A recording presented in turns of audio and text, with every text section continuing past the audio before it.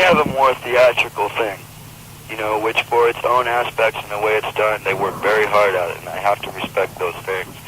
But, they have their own beliefs and way of doing things that, they're Motley Crue, we're Guns N' Roses. We have our own way of looking at things and things we will and won't do.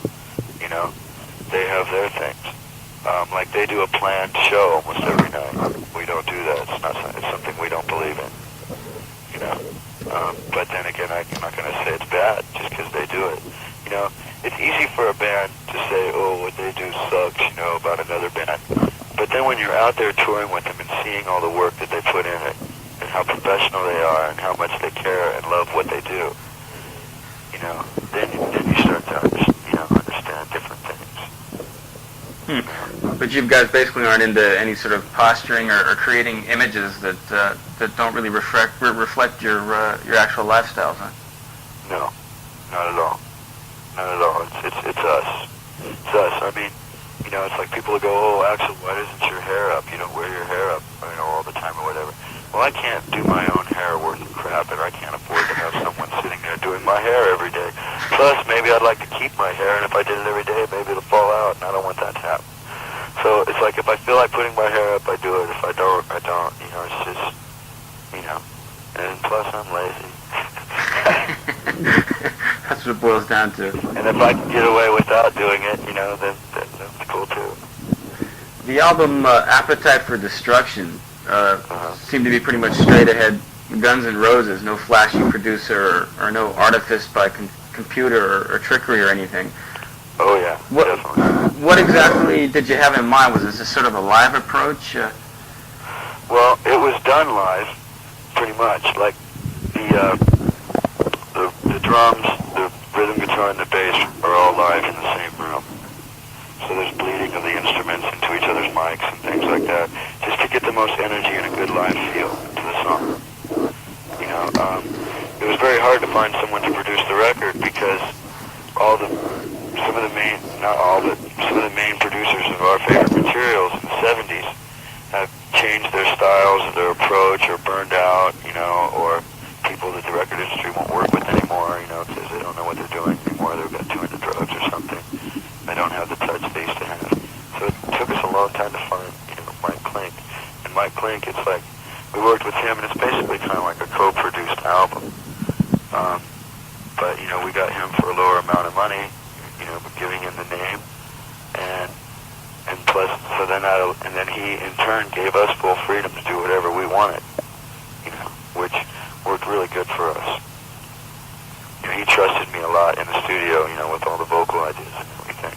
Because most of the harmonies and stuff I came up with, like in It's So Easy and Paradise City, I came up with the night I was recording those parts.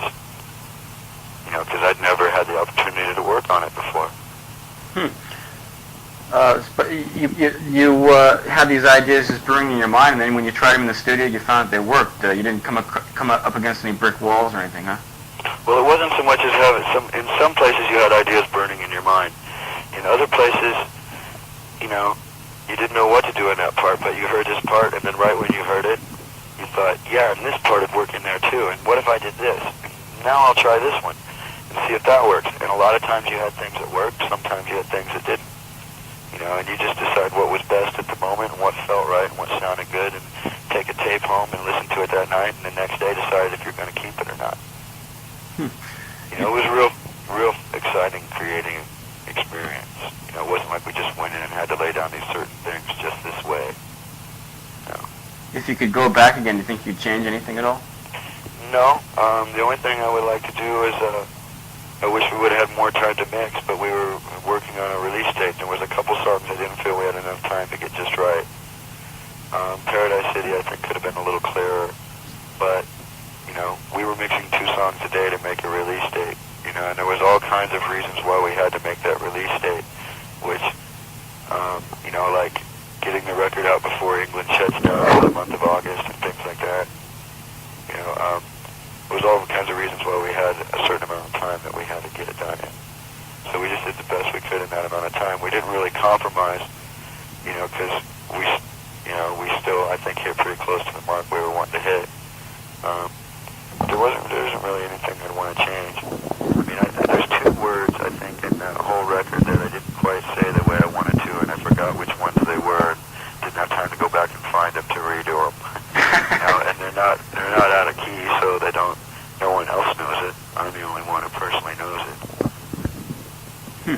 So in retrospect, actually, I guess the fact that you guys the fact that you were under the gun was a sort of a blessing in disguise. Yeah, in some ways it was. Yeah, definitely. You talked about having certain producers in mind, ones that you liked from the 70s. Who exactly were you referring to? Well, okay, I can say that I don't, anybody that I'm naming, I don't know that they were burnt out or whatever, okay? Uh-huh. Because I've never met any of these people. I just, we were like interested. Well, first off, you get interested in Mutt Lange, but he wants $1 million. Right. And he's busy anyway. That was one of them. Roy Thomas Baker is supposed to be just kind of a psycho. I'm really looking forward to meeting him because of that. I don't know, he was an idea. The guy who did all the early Aerosmith stuff, the name's escaping me right now. I can't think of the name. But that guy was one of them. There were different people. It's hard to find people. You come up with a name on a record, and the name would get tossed out within the first 10 minutes of discussion or something. Yeah. But when we talked with a lot of different people. We flew in Manny from Nazareth, but he wasn't quite. He's a very great guy, and we love Nazareth, but he was kind of like in a different sphere than us at the time, so it didn't quite work. It wasn't like a bad problem, It was just like it just didn't quite feel right. There was, we talked with Paul Stanley for about 5 minutes, and he wanted to rewrite Jungle and something else, so that was the end of the conversation. And now he's going around saying he was going to produce the record, but these guys were too crazy, this and that. No, there was no chance of him producing the record. We talked to him once, that was it. We did some stuff with Spencer Proper, who did the second Wasp tape, where that tape sounds really bold and powerful, and he made our material sound really weak, and so we just kind of shined that too. Where our EP was recorded in his studio. It's put together there. It seems like you had a pretty concrete idea of what you wanted to commit to vinyl then, which is... Oh yeah. I mean, I've been in all kinds of different bands in LA. Some of them exist now, some of them don't, where we've been going into the studio, and then right then I've quit. Because I wouldn't allow myself to be on record and have it come out that way. Yeah, I had a real strong idea of what I wanted to show people musically, and I've never let up on it just for the sake of getting successful or having a place to sleep. Is that right? I believe in that. Yeah, because it's like, as you can hear It's So Easy go, this is a crazy song. Yeah, it is, but it's also art to me. And I have a wide spectrum of art, A beautiful ballad with full symphony where someone would call art is just as much art as It's So Easy to me. And I believe in art first. Do you know of any bands that you think have been held back because they're really good bands, but they're being rather limited on vinyl? Well, it's hard to say sometimes because it depends on who's doing the limiting. Is the band allowing someone to tell them what to do? And okay, well then no, you could go, well, in their contract it said they had to do that. Well then, who was weak? They're the ones that signed the contract, that was limiting them. I don't know, sometimes people, talk about money success as being the success. That's second. That's being lucky, and the people are being generous to you by buying your album. You being accepted. The success to me, and that's successful on its own terms. But the success to me is like you do a painting, and did you get?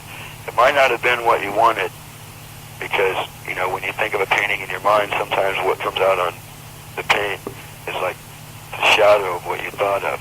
But still, is it something that you're proud of? And if you can get that, and you're really proud of it, no matter what anybody says, whether someone